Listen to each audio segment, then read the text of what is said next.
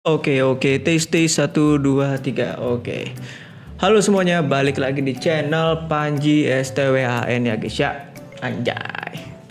Jadi hari ini gua nggak main game karena di sini gua mau ngebahas tentang shape and form. Oh iya, nama segmennya ini cafe class ya, karena kayaknya dulu gue pernah bikin cafe class juga kalau nggak salah namanya. Makanya kita lanjutin di sini aja ya guys ya.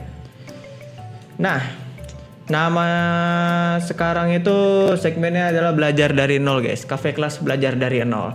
Nah kebetulan karena materi pertama ini adalah materi paling basic, yaitu shape and form. Dan juga ada yang minta juga kebetulan ini di YouTube ya, dari Bang Kuroneko 2886. Nah katanya Bang bikin video khusus shape and form.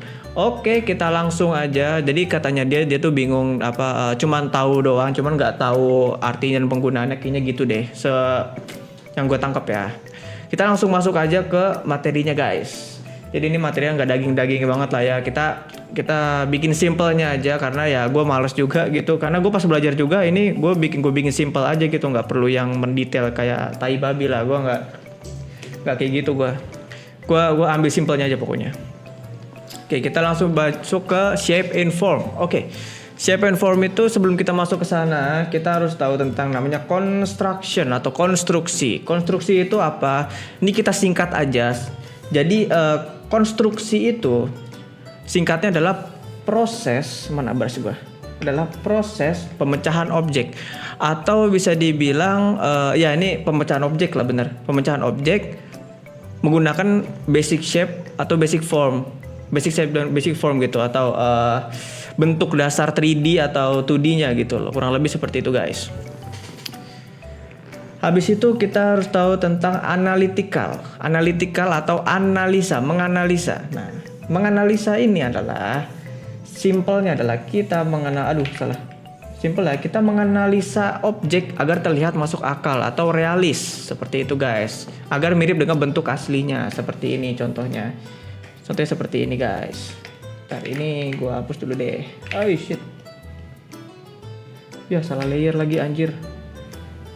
Udah nggak apa-apa. Salah layer guys. Nah. Oke, tadi kita udah sampai sini. Nah, oke. Analisa tuh kayak gitu guys. Jadi analisa itu adalah kita menganalisa objek kotak ini. Habis itu kita menggunakan construction atau pemecahan objek seperti ini ya. Nah, kita udah langsung tahu nih bentuk dasarnya seperti itu guys, kurang lebih ya. Nah, kita masuk ke kontekstual. Kontekstual tuh gimana?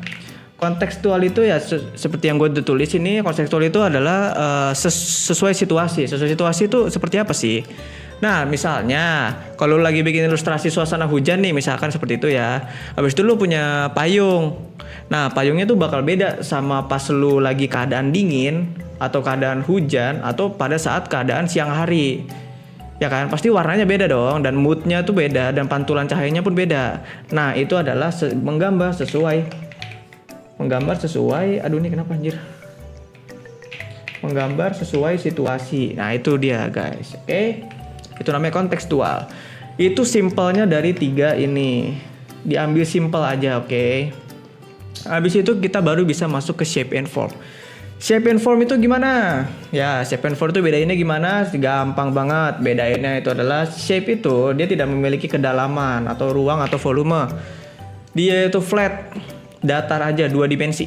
Seperti itu. Nah, biasanya ini tuh buat ngebangun dasar-dasar sketsa. Nih, seperti yang gue tulis. Habis itu kalau form itu kebalikannya dari shape. Ya, dia tidak flat, dia tidak 2 dimensi, dia berbentuk 3D, memiliki perspektif, kedalaman atau volume. Ya, itu. Nah, ini untuk menciptakan kedalaman itu seperti yang gue udah tulis. Nah, ini bedanya itu amat sangat gampang, guys. Gak perlu diambil pusing ya. Ini bedanya sangat amat gampang. Duh, susah jelek juga ini gua. Dan ini selalu berkaitan ya. Kalau misalnya kalian mau gambar, kalian bisa pakai 2 ini ya. Nggak bisa, bukan dipisah, tapi dipakai secara bersamaan seperti itu. Nah, gunanya apa? Gunanya itu sangat gampang ya guys ya. Gunanya itu adalah cuma mempermudah dan membuat gambar kalian menjadi lebih rapi. Gimana? Maksudnya lebih rapi. Contoh, kita mau gambar kotak nih. Misalkan seperti ini kayak yang gambar di atas ya. Nah, misalkan seperti ini. Nah, kalau kita langsung line art, kita otomatis kita pelan-pelan gini kan. Dan itu akan menjadi tidak rapih. Dan kita nggak ada guideline seperti ini. Ini gak ada guideline ini atau garis bantunya, kayak misalnya kita udah kayak gini kan, kita tinggal turunin opacity, ya kan? Opacity. Terus kita timpa dengan yang baru yang lebih rapih. Contoh gini, set. Nah, kita kan menjadi lebih lurus kan. Kita tahu nih, bentuk simpelnya kita dapat dan kita bisa bikin jadi lebih rapih, lebih lurus. Nah, itu gunanya itu adalah untuk sketsa guys, bukan buat line art tapi buat sketsa ya.